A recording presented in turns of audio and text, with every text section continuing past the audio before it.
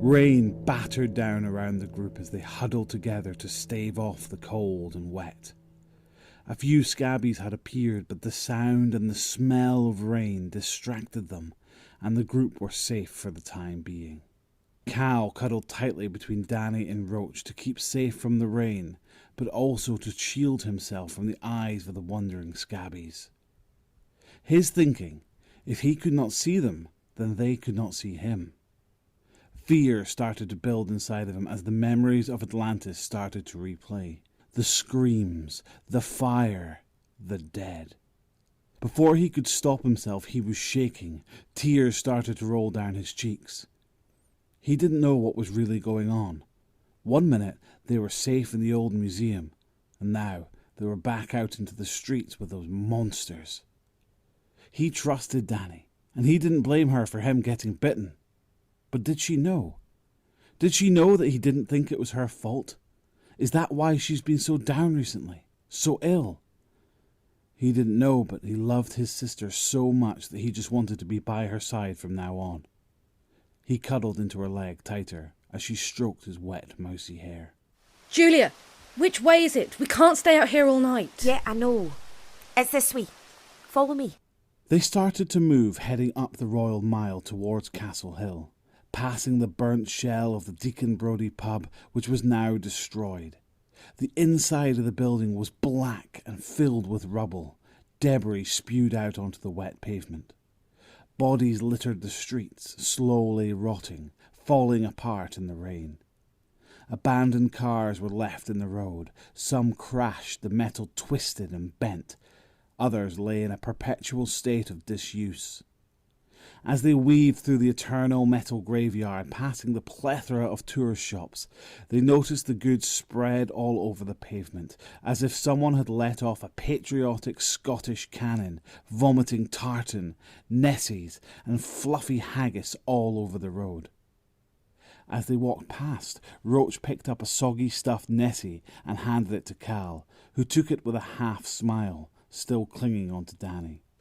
Julia turned left and started to head down the hill, carefully stepping as not to slip on the wet stone, water pouring down the hill, creating an angry stream.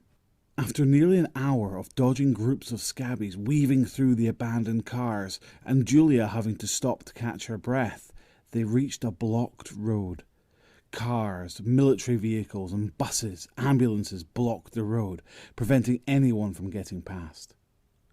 To their right they saw a conference centre. Large frayed banners hung from the roof. Images of famous horror characters from Dracula, Wolfman and Frankenstein's monster watched over proceedings. The words Edinburgh's annual HorrorCon hung from a banner which stretched along the door. Nature had started to take the building back, with weeds and vines starting to grow up the side of the building. Mould and moss clung to the windows, preventing anyone from looking inside. The group stopped outside before making a decision. Okay, so what now? We have to cut through there. The conference centre? Is it safe? We had to dispatch a few of the freaks, but they were easy enough. Doesn't look safe. Oh, is Gigantosaurus Rex scared? Like, that's just mean. No, I'm not scared. Believe me, I've been through a lot worse.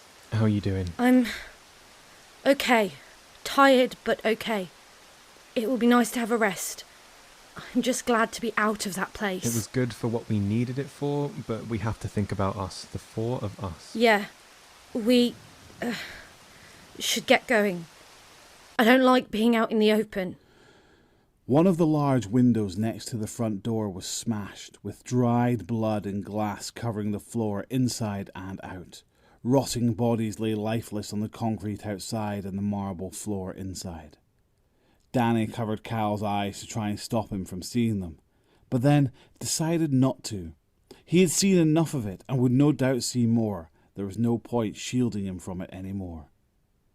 A large barricade covered the front door. Tables, chairs, signs, fire extinguishers, they blocked the entrance. The group were all now inside, looking around, taking in the scenes. The foyer had bodies scattered all around, some fresher than others, bullet holes in the walls from stray bullets that missed their mark. Julia stepped forward, taking the lead. Right, we have to be quiet. Down this corridor is a door out to the car park, but there's a couple of offices we hadn't checked. Just watch your six and get ready. For what? Anything. The group made their way through the building, guns in hand, with torches attached to their chests, bobbing as they walked. The building was silent, except from the odd click here and there. Their footsteps echoed through the darkness. A thin layer of dust hung in the air, illuminated by torchlight. As they made their way through the hall, they passed dust-covered tables with T-shirts, posters, and merchandise from horror movies, forever laying untouched. Roach reached the door first, pulled down the handle, and slowly pushed it open. The room was ransacked. Merchandise scattered on the floor, tables tipped over, and in the corner, covered in a blanket of darkness, stood a large, looming statue of Frankenstein's monster, his peering eyes watching over the room, like a royal guard, never moving, keeping perfectly still. Jesus Christ! That scared the shit out of me. I love Frankenstein. He's so misunderstood. Everyone was scared of him, but he just wanted to have friends. You're so weird. Julia was next to open the door, but as her hand touched the cold metal of the handle and she pulled it down, the door exploded open and 3 scabbies lunged out, grabbing for Julia, but she managed to get out of the way just in time, stumbling to the ground. Danny bolted forward to help her to her feet, ignoring the trio of dead which were trying to grab for her. Roach! Heads up! On it. Danny, get down! Holy shit. Nice one, guys. Sorry about that. Are you guys okay? Yeah, we're good. Julia, you good? Yeah. Think so. We should probably check that room.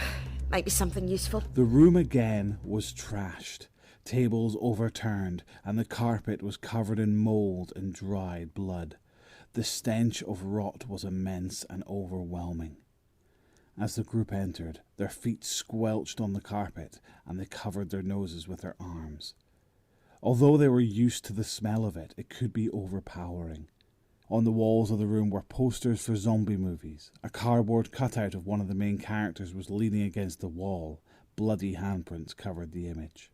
Oh man, I loved that movie. Really?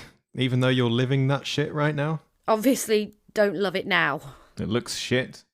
A group of teens spending time at a beach get more than they bargained for when the dead head to the shore for some sun too.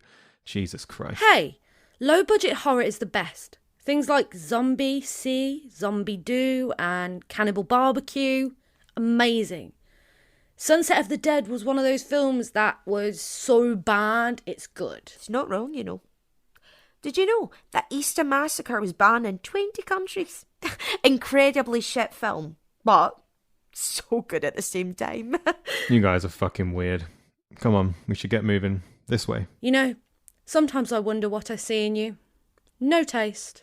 They made their way back along the corridor, stepping over the dead infected and towards a staircase which led downwards. Their footsteps echoing through the silence, they reached the corridor below, but it was blocked by a wall of the dead. Shit! Back! Go back! I thought you said this was clear. As they reached the bottom of the stairs, the dead turned, their groans filling the hall. The first 3 zombies grunted loudly as if to tell the rest to follow as they clawed their way along the walls, their dead fingers breaking as they pulled, bloody handprints smearing along the white walls.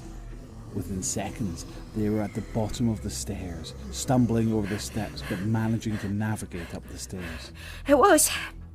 They must have come in through the door. What now? Is there another way out? Fuck, I don't know. Jesus. Don't theatres have fire doors in the auditorium? Surely they have to, right? I'm pretty sure they do. Julia, where's the I auditorium? don't know. We only went this way. Shit. Right, well, the entrance must lead. Yeah, must do. Guys. Cal, run! Guys. Go! Guys! What, Roach? Whatever we're doing, we have to do it now. Oh, fuck. Right, come on, this way. The group turned and burst through a set of double doors that led to a balcony above the auditorium. The auditorium was dark and silent.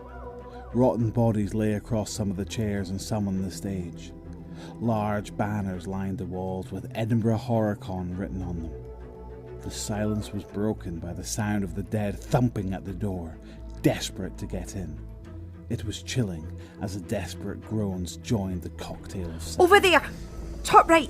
We need to jump. Are you mental? We can't jump that. What do you suggest? We'll have to climb down. Wait, what? Oh, I know. I'll just tie some bed sheets together. Hey, what's with the Guys, attitude? stop it. We can't use Danny that. pointed at a large spotlight which hung loosely over the edge of the balcony. Its thick black wire curled up like a snake on the floor. Roach, you're the strongest. You okay to hold the wire while Sure. we climb down? Just don't dawdle. As the team clambered down the wire, which Roach held onto with all of his might, he could hear a group of the dead bang on the door that just came through. The sound was now deafening. His heart started to beat heavily as the sound creeped into his ears. For the first time in over a year, fear plunged its ice-cold fingers into his body. He pleaded with the group to hurry, and Zero reached the bottom and looked up to see Roach clamber over the balcony, as graceful as a newly born foal, and slid down the wire. Cal, come here. Right, you stay with me, okay?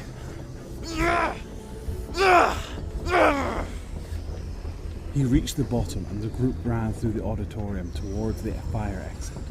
Just as the door to the auditorium burst open and the dead flooded in, tripping over each other and some of the chairs, the wave of the dead got closer, but the group were able to lunge through the door and into the alleyway behind the building. Well, that was a shit show. We got out. That's all that matters. Come on, this way. As the group were navigating the hellish corridors of the convention centre, Abbott entered one of the changing rooms of Murrayfield Stadium, where Jake lay against a radiator, beaten and bloodied. As Abbott entered, Jake tried to scramble away from him, but his hands were handcuffed, preventing him from moving. I see you're awake. You've been out for a long time. That is usually what happens when you get clocked in the back of the head. No, don't be so dramatic. We are friends, aren't we? Are you mental? Look, Jake. I just want to know where the Reborn are hiding. That's all. You tell me where they are, and I let you go. Simple. No. I tell you, you put a bullet in my head. I know how these things go. Alright, boss. Good to go whenever you are. Any luck? No, those little shit is keeping his mouth shut. They must be close by. If I know Pete, he wouldn't send his men that far. Yeah, well, we'll find them. And when we do... You bring them to me. So, would it not just be easier for us to kill them away from the community? No! I want to watch the light leave his eyes. Him and his little bitch. Now get in there and get me a location. How would you like me to do it? Be creative. Come anywhere near me and I'll fucking kill you. Give me a location, and he won't have to do anything. Fuck you. I won't talk. Okay then. Go ahead, George. Have your fun. Yes, sir. Abbott left the room, leaving George alone with Jake to do as he wished. George slowly approached, an evil smile plastered on his face. He knelt down in front of Jake and grabbed his chin and laughed before thrusting his head back against the wall, followed by a swift kick from a heavy boot to his stomach. Jake was doubled over, coughing in pain as he struggled to get air into his lungs. George went over to one of the lockers, threw open the door and removed a pair of rusting pliers and returned to the bloodied Jake. He grabbed his handcuffed hands and slowly started to bend back his fingernails one by one. The screams from Jake filled the room and were like music to George, so he continued, an evil grimace cemented onto his face, illuminated in the dull light of the changing room. After several minutes of horrendous torture, Jake slumped to the ground unconscious, his breathing low and staggered. George tossed the bloodied pliers onto the floor and left the room, leaving Jake's broken body hanging from the radiator, bloodied, bruised, and nearly alive. George stepped out of the room and into the brisk evening air, the moonlight barely peeking through the clouds. His friend and companion Lily was leaning against the wall next to the door, picking dirt out from under her fingernails with a long blade. She had long, dirty blonde hair tied tightly into a long ponytail that stretched the length of her back. 2 strands covering her face. Her dark eyes glistened in the dull moonlight as she looked up at George as he approached. She gave a half smile before speaking. What did he say? Any luck? Yeah. After I moved a few fingernails, he was singing like a canary. Really? Where are they? Somewhere on the Royal Mile. He wasn't very specific, but figure we head in that general direction. I'm sure we'll find something. Maybe we should wait for them. Get the drop on them before they have the chance to get the drop on us. No. We can't risk a full-blown attack. We'll take a group of guys and we'll go tonight. What does he want with them anyway? God knows. As soon as the guy mentioned this Kirkman, when Abbott was interrogating him, he was like a dog with a bone. You'd think after a year he would have moved on. Apparently not. He must have his reasons. I'll go get everything ready. I'll meet by the bus in 10. Yeah, sounds good. The pair gathered their belongings and opened one of the doors which led out of the stadium and made their way to a parked minibus which took up one of the many free parking spaces in the large car park. The minibus had been modified for the apocalypse. Sheets of corrugated metal ran the length of the vehicle and barbed wire was wrapped around the top of the bus. A large sheet of metal had been placed on the front of the vehicle with 3 large metal poles sharpened to a point stuck to the front grille. Crudely painted in white paint on the side of the bus was the word Carnage. George jumped into the driver's seat and the lights which surrounded the bus exploded to life, expelling any darkness of the car park. The engine roared to life and the vehicle began to roll through the streets of the dead city, looking for Pete and Danny. The Fallen, an Eerie Earth production. Written, directed, and edited by Kieran Begg. Starring Megan Chase as Danny Cunningham, Beth Eltringham as Julia, Andrew Lodge as Roach, Saxon Davids as Pete Kirkman, Ben James as George, Dorian Todd as Jake, Rick Oldroyd as Abbott, and Nicole Zivalich as Lily. Music by Peter Wyszynski, and the Fallen theme by Ross Budgeons. For more information on The Fallen, head over to eerieearth.com. Thanks very much for listening. Bye-bye for now.